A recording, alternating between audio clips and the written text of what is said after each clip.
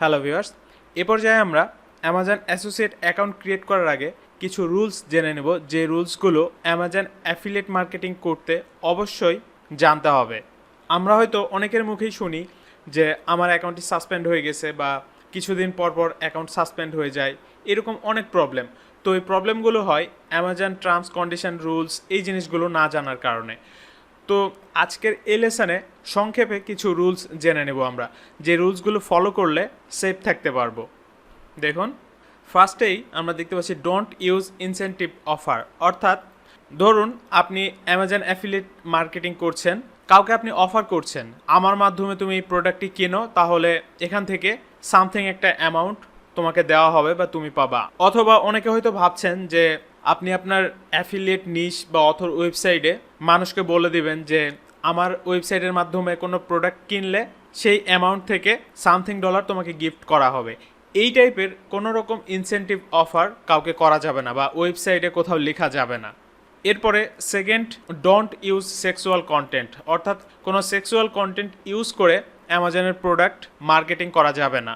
দেন অ্যামাজনের একটা রুলস আছে, ফর এক্সাম্পল আপনি অ্যাকাউন্ট ক্রিয়েট করলেন অ্যাসোসিয়েট অ্যাকাউন্ট অ্যাফিলিয়েট মার্কেটিং করার জন্য, এরপরে ওই অ্যাকাউন্ট থেকে আপনি যদি 6 মাসের মধ্যে মিনিমাম 3টা প্রোডাক্ট সেল করতে না পারেন, তাহলে আপনার অ্যাকাউন্টটি সাসপেন্ড হয়ে যাবে। তবে সাসপেন্ড হয়ে গেলেও এটা নিয়ে টেনশন করার কিছু নাই, সঙ্গে সঙ্গে আমরা আরেকটি অ্যাকাউন্ট ক্রিয়েট করে নিতে পারবো। তো এই ক্ষেত্রে বেস্ট প্র্যাকটিস হচ্ছে, আপনি যদি এই বিজনেসটি স্টার্ট করতে চান, সেক্ষেত্রে প্রথমে আপনাকে ওয়েবসাইট দেন কন্টেন্ট সব কিছু রেডি রাখতে হবে। অনেকে হয়তো ভাবে যে আমি আগে অ্যামাজনে অ্যাকাউন্টটা ক্রিয়েট করার পরে এই সমস্ত জিনিস রেডি করব। তো আপনি যখন আগেই অ্যামাজনে অ্যাকাউন্ট ক্রিয়েট করতে যাবেন, দেন তারপরে যদি এই জিনিসগুলো রেডি করতে যান, অনেকটা সময় লস হয়ে যাবে। হয়তো 2 মাস 3 মাস 4 মাস সময় এইদিকেই চলে যাবে। সেক্ষেত্রে এত অল্প সময়ের মধ্যে অ্যাজ এ নিউ হিসেবে আপনার দ্বারা 3টা প্রোডাক্ট সেল নাও হতে পারে, এই বিষয়টি মাথায় রাখবেন। এরপর আমরা দেখতে পাচ্ছি don't share direct link on Facebook, email, ebook, PDF. অ্যামাজনের কোনো অ্যাফিলিয়েট লিঙ্ক আমরা ডিরেক্ট ফেসবুক বা ইমেলের মাধ্যমে বা ইবুক অথবা কোনো পিডিএফের মাধ্যমে শেয়ার করব না। শেয়ার করা যাবে কি যাবে না এই বিষয়গুলো নিয়ে বিতর্ক না করাই বেটার। এরপরে মাল্টিপল ওয়েবসাইট বলতে বোঝানো হয়েছে, ধরুন আপনি এই ওয়েবসাইটের আন্ডারে অ্যামাজন অ্যাফিলিয়েট একটা অ্যাকাউন্ট ক্রিয়েট করেছেন, দেন অ্যামাজনের প্রোডাক্টগুলো নিয়ে আপনি এই ওয়েবসাইট ছাড়াও আপনার আরও 2-3টা ওয়েবসাইট আছে, ওই ওয়েবসাইটগুলোতে অ্যাড করছেন বা ওই ওয়েবসাইটগুলোর মাধ্যমে ক্যাম্পেইন করছেন। সেই ক্ষেত্রে অ্যামাজন আপনার অ্যাকাউন্টটি সাসপেন্ড করে দিবে। হ্যাঁ, অবশ্যই আপনার যদি মাল্টিপল ওয়েবসাইট থাকে সেগুলোতেও অফার লিঙ্ক বা প্রোডাক্ট লিঙ্ক শেয়ার করতে পারবেন, বাট সেটা আগে আপনার অ্যামাজন অ্যাসোসিয়েট অ্যাকাউন্টে অ্যাড করে নিতে হবে। তো এর জন্য আমরা জাস্ট সেটিংয়ে ক্লিক করব, অ্যাকাউন্ট সেটিং। এখান থেকে দেখুন এডিট ইউর ওয়েবসাইট ইনফরমেশন, এই জায়গায় জাস্ট আমাদের আরও বাকি যে ওয়েবসাইটগুলো আছে সেগুলো অ্যাড করে দিব। দেন তারপরে ওই ওয়েবসাইটগুলোতে আমরা আমাদের অ্যামাজন অ্যাফিলিয়েট প্রোডাক্ট লিঙ্কগুলো শেয়ার করতে পারি। সিম্পল। আচ্ছা, তারপরে দেখি don't copy full title description from Amazon.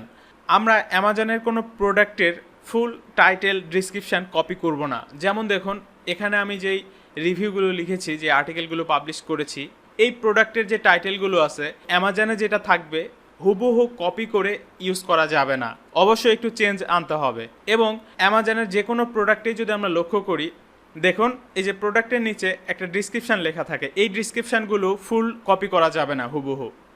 দেন এরপরে অ্যামাজন ডিসক্লোজার পেজ, আমরা আমাদের অ্যাফিলিয়েট নিশ বা অথর ওয়েবসাইটে অবশ্যই অ্যামাজন ডিসক্লোজার পেজ ক্রিয়েট করব এবং এই পেজটি ভিজিবল রাখবো। অর্থাৎ আমরা অডিয়েন্সকে জানিয়ে দিচ্ছি যে এই ওয়েবসাইট ইউজ করে অ্যামাজন অ্যাফিলিয়েট করছি, এটা যেন ভিজিবল থাকে, সেই দিকে লক্ষ্য রাখবো। যেমন আমি যদি আমার ওয়েবসাইটে দেখি, একবারে নিচে যদি আসি, দেখুন এই যে এখানে দেখতে পাচ্ছি আমরা অ্যামাজন অ্যাফিলিয়েট ডিসক্লোজার নামে একটা পেজ ক্রিয়েট করা আছে এবং এখানে কিছু কথা লেখা আছে, অলরেডি এগুলো আমরা দেখেছি। এরপরে don't use pirate and copyright material on your website. আপনি আপনার ওয়েবসাইটে পাইরেটেড বা কপিরাইট কোনো ম্যাটেরিয়াল ইউজ করতে পারবেন না। দেন অ্যামাজন বাটন, এই জিনিসটা আমরা একটু খেয়াল রাখবো।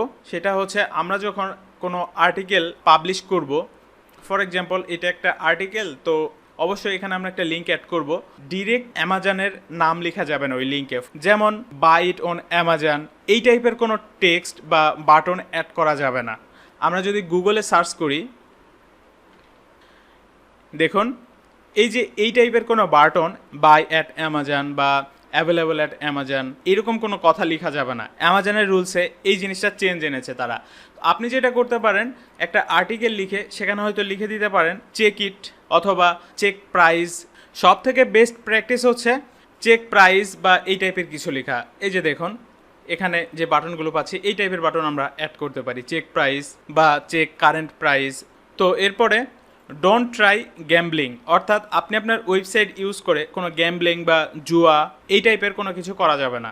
দেন don't use support me, please buy from my website, এই টাইপের কোনো টেক্সট ওয়েবসাইটে অ্যাড করা যাবে না। Then don't use direct Amazon image, অর্থাৎ আমরা যদি অ্যামাজনের কোনো প্রোডাক্ট সম্পর্কে আর্টিকেল বা রিভিউ লিখি সেক্ষেত্রে ওই প্রোডাক্টের কোনো ইমেজ ডিরেক্ট অ্যামাজন থেকে নেওয়া যাবে না। আর যদি খুব দরকার হয় সেক্ষেত্রে প্রোডাক্টের উপরে অ্যামাজনের যদি কোনো লোগো বা নাম থাকে সেটা এডিট করে কেটে দিব এবং ইমেজের টাইটেলটা চেঞ্জ করে নিব। দেন সবশেষে don't target under 30 years old children, অর্থাৎ 13 বছরের কম বয়সী কোনো শিশুদেরকে টার্গেট করে মার্কেটিং করা যাবে না। তো এই রুলসগুলো যদি আমরা মেনে চলি আশা করা যায় অ্যামাজনে সেফ থাকতে পারবো। আশা করি বুঝাতে পেরেছি। সবাই ভালো থাকবেন, ধন্যবাদ সবাইকে।